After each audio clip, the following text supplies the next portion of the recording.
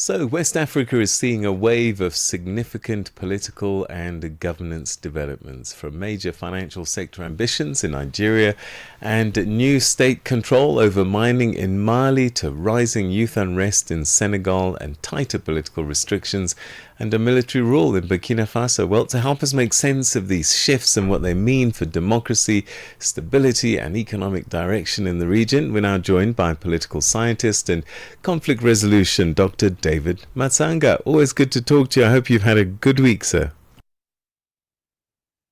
Thank you very much. I had a good week and I'm away down in Ethiopia. Thank you very much.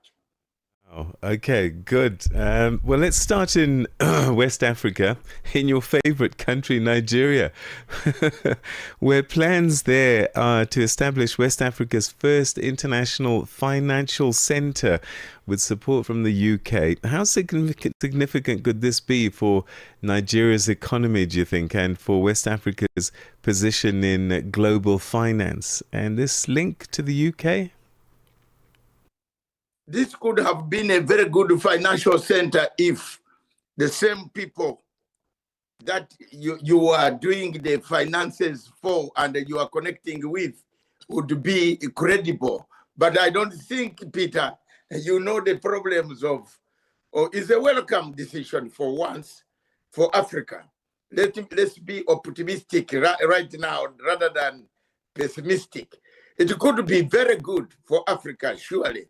But I hope they will run this financial center in a proper way such that they don't turn it up into something where they eat the money or fraud or whatever it is. It's a welcome step for the first time in a country that is at the brink of disaster, complete political disaster, where everything has gone wrong, from abduction of children, from demand for breakaway states, for separation, for the hostage taking, Boko Haram, terrorists. This is a country which would have done better for Africa. But you know, Peter, that is the story of this favorite country of mine, as you say every day.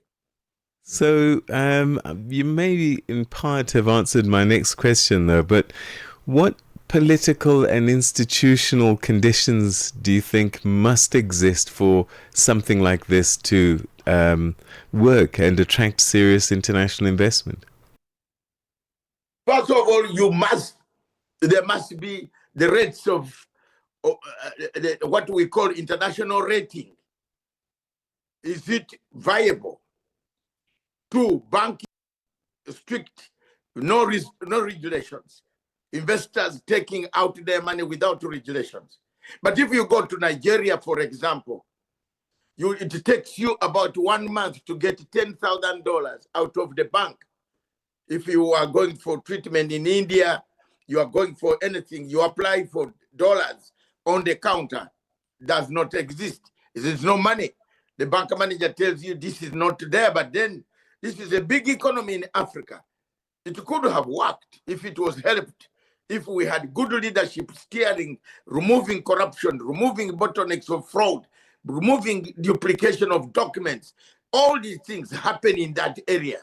So these are some of the things that the challenges, but otherwise, the idea itself. The second point is the British have never given up on this state called Nigeria since they amalgamated it in 1914 by Captain Lugard. Remember, Nigeria was taken to the stock exchange as a trading company.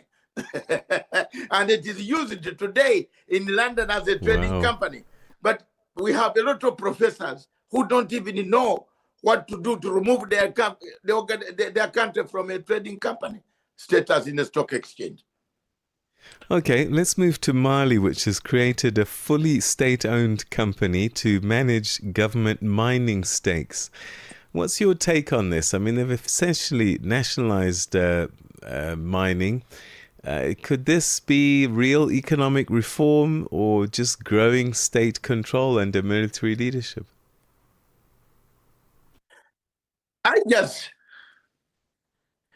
I just want to tell you, this is a great step towards getting back the minerals, the wealth, what comes out of the minerals to the people of Mali. I am happy, Peter Ndoro, as you know, I'm a friend of the 3 states. I always have not given up on them because other people like AU have given up on Mali, Niger, and Burkina Faso. As an elder, one of elders in the continent, I've moved. I intend to persuade, to engage, to tell them exactly what to do. Mali has taken a stand to make sure that the minerals stay within and they can be done within. You remember they have even opened their own bank. The headquarters are in Bamako, and that is the AES. So I have been very, very influential in making sure that these people get the right advice, and perhaps one day they come back to the African Union. If the African Union can be reformed, that is all what I've done, and that's the right step forward for Mali. 14 people and dismantled what looks like a transnational paedophile ring operating between Senegal and France since 2017. And there's also student protests over delayed grants. A lot of things happening in Senegal, and it should have been a great story. What's your take on what you're seeing? The situation of Senegal is becoming. When these 2 younger men took over power, you remember I was one of the people fighting with Macky Sall. Every early in the morning, you gave me this radio station, you gave me your TV station. You saw how many shows I did calling on Macky Sall to release Faye and Sonko. But these 2 younger men have let me down. I have to be frank here and tell you their type of handling the economy. One is going back to France, and another one is going differently, Pan-Africanism. Sonko would like to do things in a different way. I am not surprised, Peter, that these type of things are coming back, which will split that government and lead to other protests that could throw the younger generation who want to take leadership. They were an example of Africa, where people said the younger people in Senegal. But now look, this is why you find that people who are seasoned, like my country, where you find President Museveni still talks good politics. You see, younger generation lose a chance. And there you are. In Senegal, they are losing it. Because of the president going back to the former colonial master, and the prime minister pulling out the other way. They are not united, and these strikes and the protests could lead to their downfall. Burkina Faso's transitional authorities approving a ban on all political parties in conflict and transition environments. Does this shutting down political parties, is this shrinking democracy? What is your take on what they've decided to do? Peter, I have called you and the fellow Africans and the globe listening to me. Does Africa need one man, one vote, apart from a country called South Africa? You need it. But the rest of Africa, one man, one vote. God, the nearest angel is watching. Okay, the one who came to the world, Gabriel, is watching. One man, one vote is dead. Is dead and dying in Africa. So what type of democracy, Peter, are you talking about? Which type of democracy? Until Africa gets its own type of format of democracy, what do they want to do? We must go back like China, Peter, went back 40 years ago. They decided, where do we take China? And they got it. They have got it now, where they to take China. So for me, this democracy, which one of Africa, Western Hemisphere democracy, which tells you one man, one vote. We are not yet there. We fight, we kill each other because of elections. We beat other people. And the other people who lose don't want to concede defeat. This type of democracy, for me, if I had the power in the world, I would first of all tell the whole African place, please change the type, the formation, the direction of our country democratically. If you take South African model, Matsanga will be very happy. Because South Africans, you people vote and go back home, enjoy your tea, wait for results. Other countries where there's one man, one vote, that type of democracy. So Burkina Faso is right to say, no, we need to, he's taking my model. He says, let's go back. Let's go back and start afresh. Are these parties the ones making coups? Are these parties encouraging corruption that brings coups? I think that's a very good positive step forward to look at all the parties, remove them like Rawlings did. You remember Ghana? You and I were covering Ghana and covering Rawlings when he was taking down people.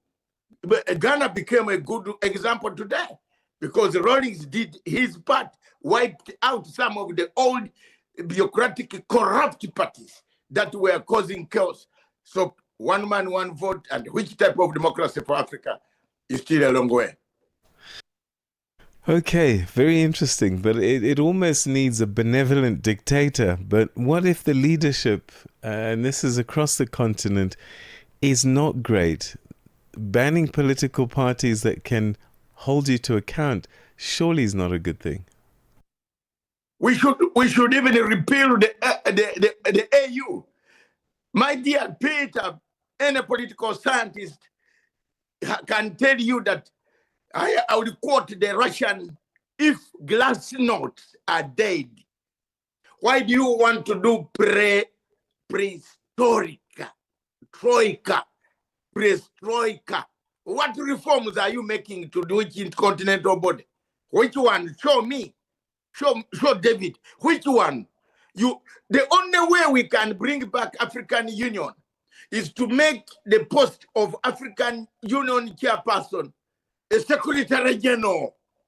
Let's go back to Ahmed Salim Ahmed days, when you could hear the AU secretary general is arriving in Uganda. We line up on the streets. Now this AU has been diluted, Peter. Which body is going to condemn who? Everybody. If the bad leadership begins from AU, how will you condemn West African states? You have allowed Libya to be ruled by two people, two presidents, General Khalifa Haftar, and another one in Tripoli. What AU is this? You have allowed a war in Sudan. What AU is this? You have allowed another one. In Congo, you don't have anything. You are standby. We are standby. We watch events, Peter. Please, when you talk about Africa, I feel pained. And I can cry and talk. But because of time, we don't want to go that way. The AU, which one will condemn the bad leadership? Kagame has done it in Tanzania, right. in Rwanda. Dr. Matsanga, you did mention time, and unfortunately we've run out of it. So I'm going to have to thank you very much indeed for your insights about things West African. Thank you very much, Peter Ndoro, and I expected to see you here in Addis Ababa this weekend. Are you coming to see us? We have the African Mining Indaba taking place, which is equally important. Yes, that is better. And watch out for Trump not to take your mines. He's looking for mines across Dr. the continent. Matsanga, got to go. Take care. All the best.